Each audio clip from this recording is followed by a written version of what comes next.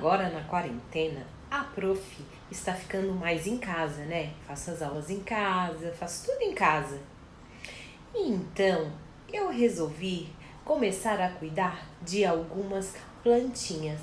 E como ainda não dá para passear lá fora, na rua, no parque, olhando a natureza, eu resolvi então fazer um vídeo para vocês com todas as minhas plantinhas que eu comecei a cultivar na quarentena.